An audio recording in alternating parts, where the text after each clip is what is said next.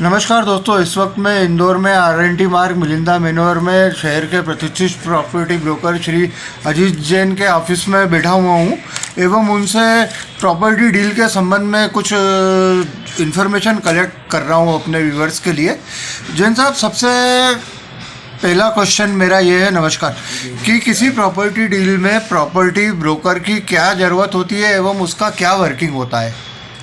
देखिए, ऐसा है, प्रॉपर्टी ब्रोकरिंग के ये प्रॉपर्टी ख़रीदने बेचने के लिए प्रॉपर्टी ब्रोकर की ज़रूरत इसलिए होती है कि उसको टाइटल से संबंधित, उसके एप्रिसिएशन से संबंधित सारी जानकारियाँ रहती हैं, बिल्डर से संबंधित जानकारियाँ रहती हैं कि कहीं ये किसी तरह से कोई फ्रॉड या कोई इस टाइप से टाइटल में मिस्टेक तो नहीं है, बिल्डर फ्रॉड तो नहीं है, इस टाइप की। इसलिए प्रॉपर्टी ब्रोकर की ज़रूरत होती है ताकि वो सारी प्रॉपर्टी की सर्च कर लेता है, बिल्डर की सर्च कर लेता है। क्या इसका जरिया क्या होता है? आधार? इसका जरिया पेपर होते हैं, रजिस्टर्ड ऑफिस, टाइटल से संबंधित डॉक्यूमेंट्स होते हैं। ओके। तो हम लोग इसकी पहले 50-50 साल की सर्च करते हैं। ओके।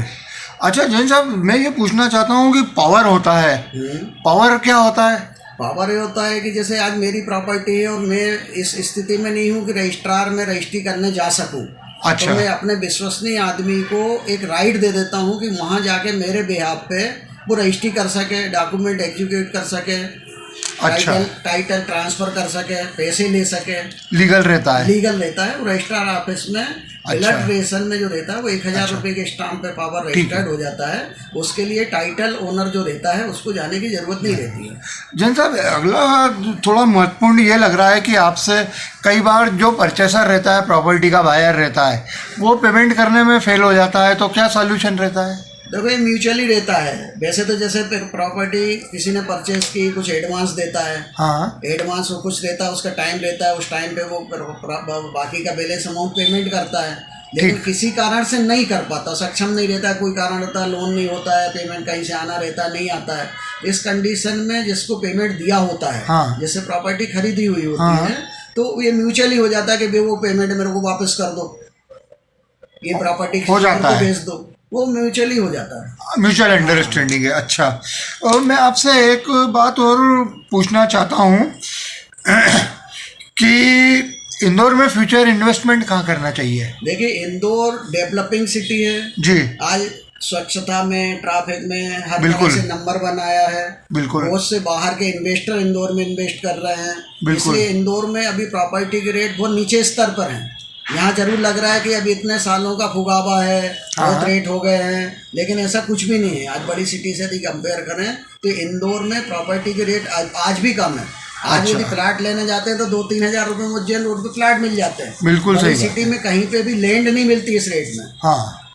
तो इंदौर में इन्वेस्टमेंट का, और दूसरा ये है कि आज इन्वेस्टमेंट, जैसे इंदौर में मेट्रो आ रहा है, मेट्रो है, आपके दूसरे डेवलपमेंट्स इतने ज़्यादा है, बाहर के लोग अट्रैक्ट हो रहे हैं इंदौर में इन्वेस्ट करने के लिए। अच्छा। तो रहने के हिसाब से दूसरा मालवा बोलते हैं कि मालवा में जलवायु, हर चीज़ इतनी अच्छी है कि लोग यहाँ रहने के लिए भी उत्साहित है। जैन साहब, रेरा अप्रूवल क्या होता है? रेरा एक्चुअली कि एक जैसे सेबी होती है, जो स्टॉक मार्केट को कंट्रोल करती है, रियल एस्टेट को कंट्रोल करने के लिए रेरा है कि जिसमें बिल्डर को ये इंस्ट्रक्शन देती है कि भैया यदि किसी से आप पैसे लेते हो तो 80% पैसा आपको उसी प्रोजेक्ट में लगाना है। कुछ सर्टिफिकेट मिलता है क्या? हाँ, रेरा में रजिस्ट्रेशन कराना पड़ता है। जो भी नए प्रोजेक्ट आते हैं उसका रजिस्ट्रेशन कराना पड़ता है। यदि ब्रोकर उसमें काम करते हैं तो उसको, ब्रोकर को भी एक सर्टिफिकेट लेना पड़ता है। अच्छा, टोटल मतलब सर्टिफाइड वर्क ही रहता है। ओके, ठीक है। जैन साहब, मेरा जो है अगला सवाल आपसे ये पूछना चाहता हूँ कि आपको ही इन्फॉर्मेशन देना है कि आप अपनी तरफ से क्या बताना चाहते हैं? देखिए, ऐसा है, मेरा कहना ये है कि इंदौर में इन्वेस्टमेंट करना हो या रहना हो तो उसके लिए इंदौर बहुत बढ़िया जगह है। हाँ? आज यहाँ पे डेवलपिंग सिटी है, अच्छे अच्छे प्रोजेक्ट आ रहे हैं, तो उसमें इन्वेस्ट भी करना चाहिए। और यदि बाहर से आगे कोई बसता है तो एक इंदौर में अपनी प्रॉपर्टी भी होना चाहिए।